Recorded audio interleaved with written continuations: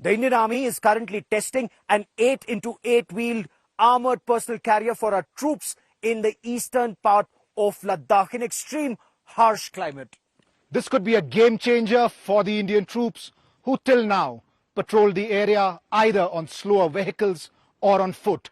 Gaurav Sawant with this exclusive report. The first glimpse of the armored personal carrier for infantry troops at the Leh airfield.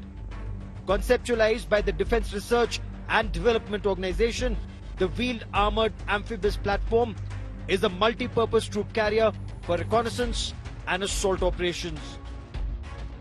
The DRDO designed armored personal carrier was airlifted to Leh for high-altitude winter trials. Now, this vehicle will undergo very extensive trials, not just here in Leh at an altitude of 11,500 feet, but also at Depsang in DBO at much higher altitudes in extreme cold climate to see how the engine and systems on board perform. Though the Army has been operating the tracked version of the armored personal carrier for decades, and it is even manufactured in India, the wheeled version comes with multiple advantages, especially in this high-altitude terrain. The obvious difference between the wheeled vehicles and the tracked vehicles is that unlike the metal tracks on tanks, wheeled vehicles have multi-axle wheels, enabling them more agility and multi-terrain mobility. In fact, this is one area which is very good for Armour Go, and it permits the armored personal carriers. We have a choice of a tracked or the wheeled. In fact, here what matters is the speed, and this area is actually very suitable for wheeled personal carrier, and is also suitable for the light tanks, and the existing tanks that we've got are even more powerful in this scenario. So I think we got to make best use of what we have, and I think the wheeled personal carrier will achieve an excellent advantage in this area. The wheeled version is lighter and can be airlifted on board the C-17 Globemaster and underslung Chinook helicopters.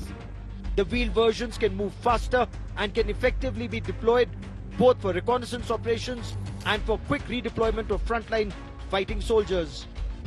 More importantly, in India, with the DRDO and Tata's coming together, Kessler or WAB, whatever you name it now, is under trials, and it has gone through in the area of Sikkim earlier, Ahmednagar firing ranges. It is being now under trial in Ladakh, and I'm quite sure it's a very potent platform because it has got multiple options of turret replacements and 8x8 vehicle, all-terrain capable, and it will be a very important vehicle in the used by the military, and it can be used by the infantry for carriage of troops. Section +2 can go inside that vehicle.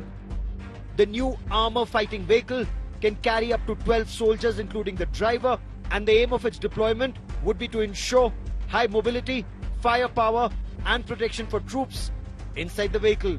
The vehicle comes with anti-tank guided missiles and 30mm cannon. These vehicles can extensively be deployed in Chumar and Demchok in the south, in the Pangong Tso Lake area, the amphibious, and also on the other side in Depsang and DBO, where they'll play a very critical role, not only moving men from one place to another, but also, if required, for offensive operations and occupation of vital points and vital assets. With cameraman Kripal Singh in Ladakh, Gaurav Sawant for India Today. Gaurav, what is the status of these armored personal carriers, and what impact will it have on the ground when it comes to mobilization or patrolling these areas? So if this trial is a success, it's going to be a very harsh trial. It's based on the GSQRs or the requirements laid down by the Army that DRDO has manufactured this infantry combat vehicle or armored personal carrier that's on wheels. So because it's on wheels, it's lighter.